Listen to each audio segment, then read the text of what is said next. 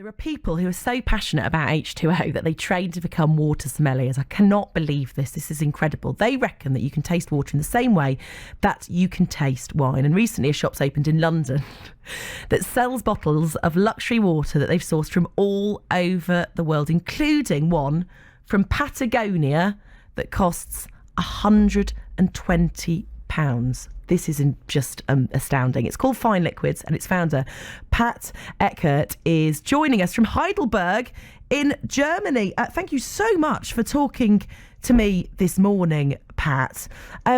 First off, where did your love of water to come from? Because you must have started with a love of it before you decided to become a sommelier. Hey, good morning, Kat. Good morning to Great Britain. Thank you for having me on your show. Yes, it's an amazing journey I did in my last 15 years. So when I started with drinking water as a aware person, you know what I mean? It's not just for hydrating, more for tasting purposes. I thought when I get in touch with a water which tasted really bad to me, I thought, oh my God, I should remind that label so that I never buy that water before again. So and then I thought, no, you better should not remind a label you don't want to drink again. You better should look for water you really like. And then I made myself a big research, and I found out, wow, in the Alps, in the Italian Alps, French Alps, German Alps, we have so many sources, and one is tasting better than the other. And so I just recognized it's not only the Alps. We have so many different waters around the planet, and I discovered them, and I tried to find out the differences between them, because, you know, water is something like cosmic juice. It's coming from the stars, and Okay. nobody really knows what it's all about. And here on planet Earth, the planet itself is forming waters, and so it's just a little bit like wine. You know, wine has a terroir, and terroir is depending on the region where the wine has been grown, and where the grapes has been grown. Yes. And it's a little bit like where is the water gone through which geological structures. And yes. This is what we found out. Yeah. I get that, Pat, and I do understand that. And obviously with wine, it's slightly different, though, because with wine you have to pick the grapes and squash the grapes, maybe with your feet, maybe with a machine, who knows. And then you put them in bottles or you put them in barrels and etc. And they have to sort of sit for a while. Water, it's like you find a spring and you put it in a bottle, don't you? This is where I'm struggling with £120 for a bottle of water. I mean, if you said it was £120 for a bottle of cosmic juice, I'd be like, oh yeah. Yeah. But when you say water, I'm thinking, hang on a minute, what's going on here? I truly understand your irritation on that price, and it's something I can't explain at the end. What I can say about that is that every bottling company is making their prices, so it's not up to me to make that price. Of course. But when you opened that, I just wanted to know what a £120 bottle of water tastes like. When you opened it, did you go, I can taste why this is expensive? Whoa. Yes. Look, it's like that. Those companies are very, very passionate about what they are doing, and they're doing that for a special audience. They are doing that water not for everybody, but just for people who want to spend a lot of money. This enjoyment in an environment. How can I say that? Maybe on a luxury table, you know. Okay. So. But when you open that bottle, it's not just water, it's an amazing experience. And when I opened for the first time a glacial water, I understood, okay, now I understand what's within that. You know, think about when a water was inside a glacial system. This water hasn't been in the water cycle, no rain and going to the ground. This water was been inside that iceberg for maybe 10,000 or more years, conserved. So this is a water which never has been in contact with anything else. So it's something that much pure, maybe the purest thing on earth itself.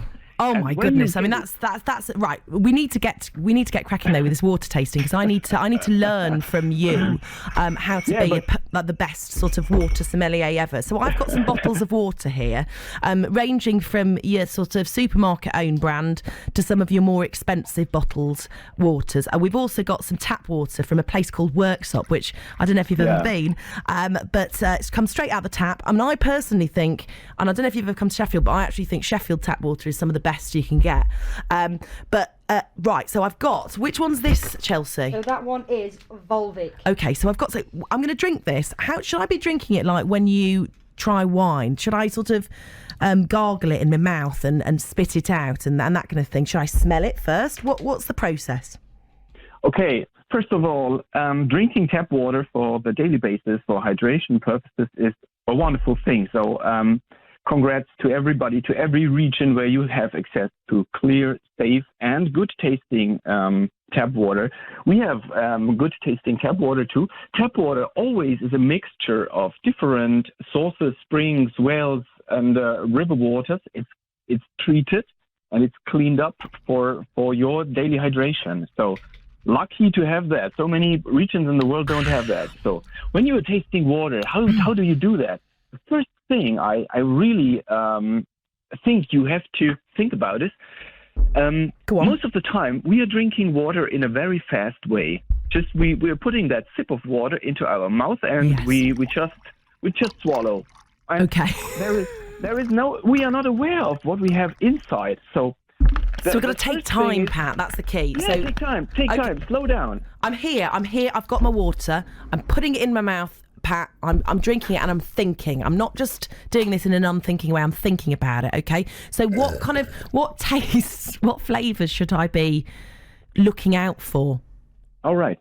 So the very first thing when it comes to tasting water with a little bit of awareness and of being conscious what we do is let the water a bit in your mouth go through the tongue and bring it to the palate and drink it slowly. So then you will see maybe it's a little bit smooth or maybe it's a little bit dry. So this is the first experience. Definitely not dry, this water. It's definitely not dry.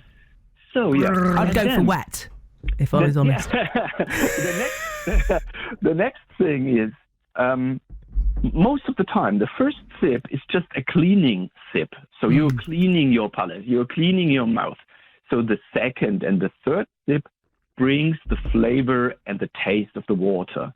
And when you are aware of that and you take yourself time and you don't eat something in between, you will taste a little bit of salt, a little bit of bitterness, a little bit of citricity. You know, salty.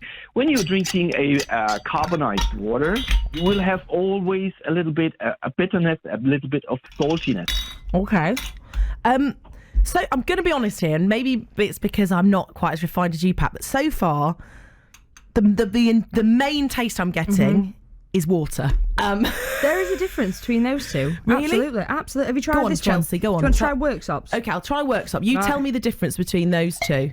The Highland Spring and... Okay, this is the Worksop tap water, so this should taste foul, I think. Probably no, this will taste delicious. Okay. This is the best water. No, you can taste chlorine. Pat, I'm going to be honest with you. I am Chelsea. Hello. I live in Worksop. I feel like you should probably bottle this water up and have this because it's just delicious. Worksop spring water. Okay. So salt. I was getting water. I was getting definitely water. It was definitely wet rather than dry. Which is your favourite, Chelsea? Would you say? My favourite would have to be the Volvic. The Volvic. Okay. Yes. Pat. I'm going to be honest, I haven't noticed a huge difference, but maybe that's because I've been drinking coffee and eating too much. I'm going to practice, Pat, if that's all right with you, and I'm going to let you know my thoughts. Pat, if you wanted to recommend any, so glacial water, is that the absolute top? No, first of all, when you were trying to do this, get in contact with our water boutique in London with Mr. Milan Patel.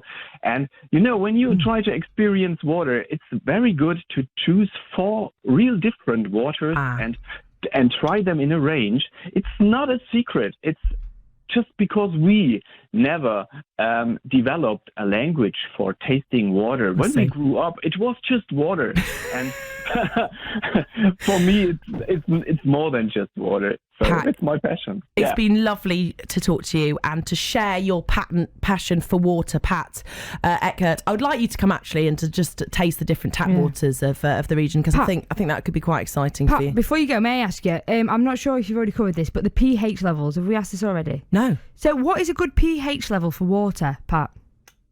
Okay, there's a range, and the pH level for a human body is somewhere between 7 and 7.5, so that's natural to us. And waters can go down until to maybe 5.8, and this is very sour, I think, and it can go up until to 9.5, which is very alkaline. And then more pH level is increasing, maybe up to 8.5. The water is tasting a little bit more sweet. So a natural and a good range for your body is all between 7 and maybe 8.5.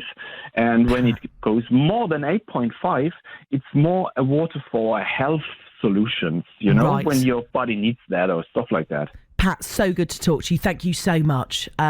What a passion he's got. I've got a passion for the Black Death. Pat's got a passion for water. This is the wonderful, rich tapestry of life. I absolutely love it. I honestly, couldn't really tell the difference. I can tell the difference.